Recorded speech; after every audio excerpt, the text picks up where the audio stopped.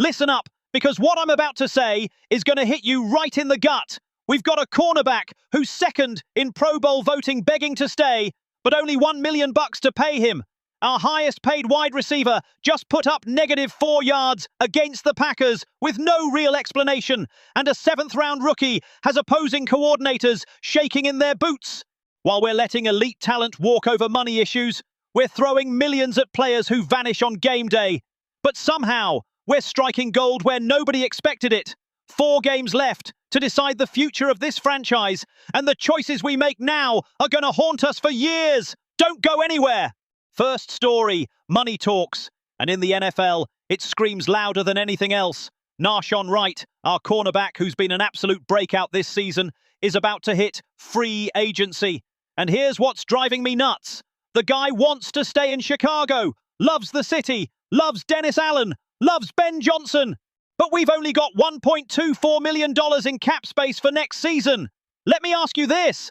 How is it possible that a player who's second in Pro Bowl votes among all NFL cornerbacks, who's come up with clutch interceptions, who's become a cornerstone of our secondary, is at risk of walking because we can't afford him? That's straight-up madness. Wright isn't just some guy who stumbled into this team. He's someone Chicago believed in when nobody else did. Dennis Allen gave him a shot, and now he's playing like one of the best corners in the league. And projections say he's going to cost around $11 million per year. $11 million! And we've got barely over 1. Let me tell you something. When Wright spoke to 670 The Score this week, his words couldn't have been clearer. He said, "I'd like to be here, obviously, because they believed in me. They believed in him." That should echo through every hallway at Hallis Hall. This isn't some mercenary chasing the biggest check.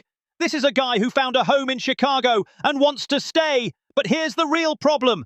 And this is what's got me heated. Ryan Poles has to pull off some cap wizardry. He's got to move contracts around, restructure deals, find a way to keep Wright. Because if we let him walk, we're making the same mistake this organization has made for decades, letting young, hungry talent go because of money.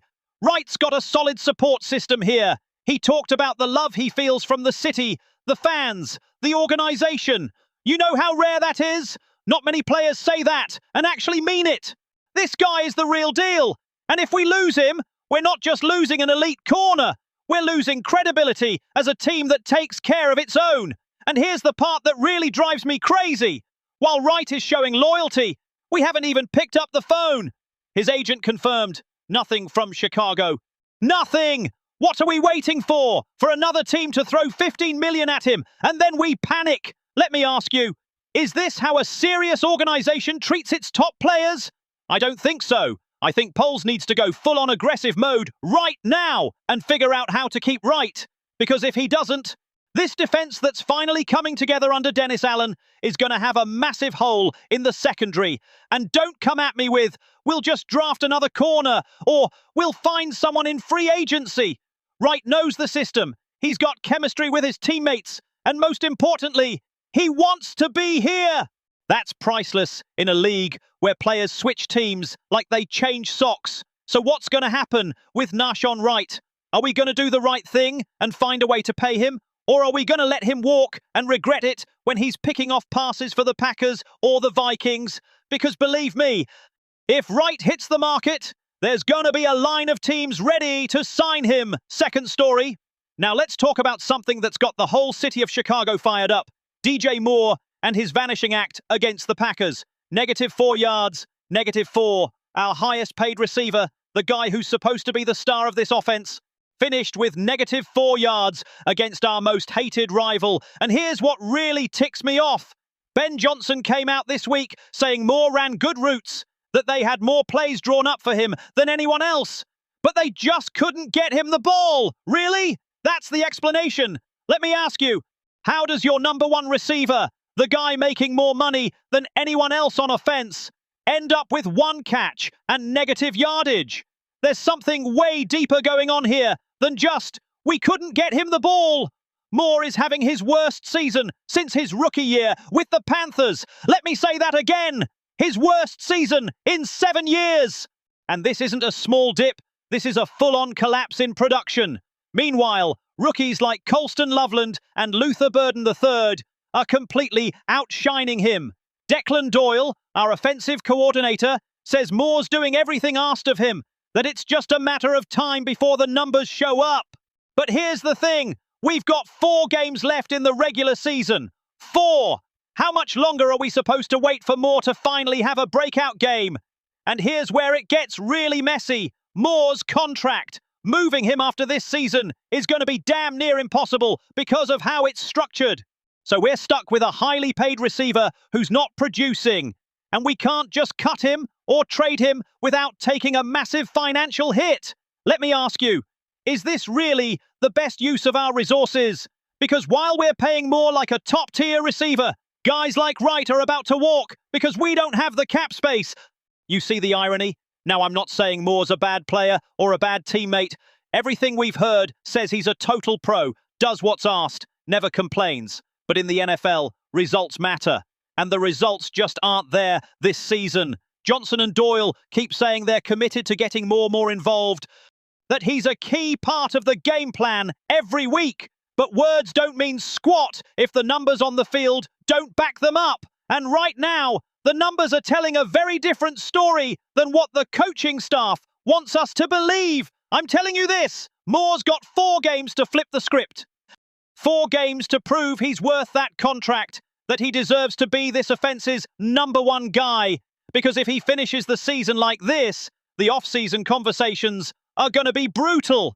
And here's what really worries me. If we can't make DJ Moore work in this offense, what does that say about our system? Because Moore didn't just forget how to play football overnight. This is the same guy who's been consistent for years, who's produced with quarterbacks way worse than Caleb Williams. So is the problem Moore, or is it how we're using him? I think it's a bit of both. But mostly, I think we haven't figured out how to truly unlock his talent in this scheme. Third story. Ho-ho! But hey, it's not all doom and gloom in Chicago, because we've got to talk about Kyle Monangai. And man, this rookie is making us forget about all the other problems. Drafted in the 7th round, and he's playing like a first-rounder. Jim Schwartz, the Browns' defensive coordinator, came out this week and said he's got a lot of respect for that kid and called Monangai a tough runner. When a rival DC is giving you that kind of praise publicly, you know you're doing something special. Let me ask you, when was the last time a 7th-round pick by the Bears made this kind of immediate impact? I don't think it's ever happened. This guy is rewriting what it means to be a late-round pick in Chicago. Monangai has formed a perfect 1-2 punch with DeAndre Swift, and together, they've turned our run game into one of the best in the league. And it's not just about stats. It's about attitude, mentality, that smash-mouth style that makes linebackers think twice before stepping up. Tom Brady praised him.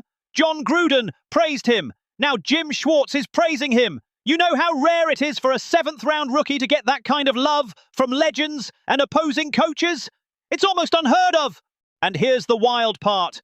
Monangai is outperforming Ashton Jeanty in several key metrics this season. Jeanty, the guy everyone thought would be the steal of the draft, is getting outshined by our 7th-rounder. Let me say that again. Our 7th-round pick is outplaying guys drafted 100 spots ahead of him. I'm telling you, Ryan Poles might have his flaws, but finding Monangai in the 7th round might be the best pick he's made as GM of the Bears. This guy isn't just producing, he's changing the identity of our offense.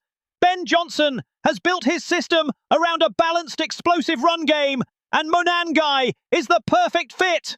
The guy runs angry, with purpose, with that gritty Chicago mindset we all love. He doesn't shy away from contact. He seeks it out. He wants to impose his will on defenses. And what makes Monangai even more special is his versatility. He can run between the tackles, bounce it outside, catch passes out of the backfield. He's a complete back in the body of a 7th-round rookie. That's what makes this story so incredible. Let me ask you, how many times have we seen the Bears waste high picks on guys who never pan out? And here comes Monangai, a guy nobody expected anything from, and he's one of the best rookies in the entire 2025 class. Schwartz knows what's coming this Sunday. The Browns have one of the best defensive fronts in the NFL, but even they're worried about Manangai. That tells you everything you need to know about the kind of impact this rookie is having. I truly believe Manangai isn't just the future of the Bears' backfield. He's the present. And if we keep developing him the right way, keep feeding him the rock, this guy could be a Pro Bowler in the next few years. I'm not exaggerating. I'm dead serious. So there you have it. An elite cornerback we want to keep but can't afford. A star receiver disappearing when we need him most. And a 7th-round rookie playing like a superstar. These are the 3 realities of the Chicago Bears right now. 3 totally different situations that are going to shape not just the rest of this season, but the future of this franchise. Let me ask you, can Ryan Poles find a way to keep Nahshon right without blowing up our cap? Can Ben Johnson finally unlock DJ Moore and make that massive contract worth it?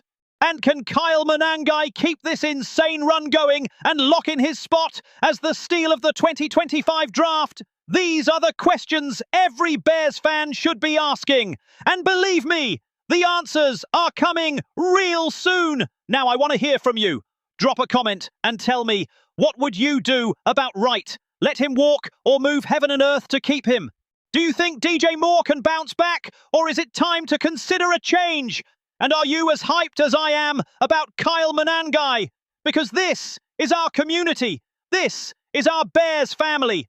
And in this family, every voice matters. Every opinion counts.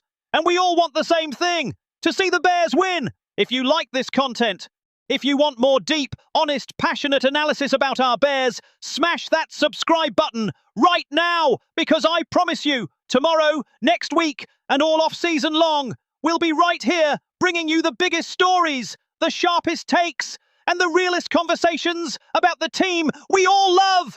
Hit like if you believe Wright has to stay in Chicago. Subscribe if you think Manangai is the future. And drop your thoughts on DJ Moore. I need to know what this city really thinks. This is Chicago. This is Bears football. And this is our family. Bear down. Chicago. See you in the next video.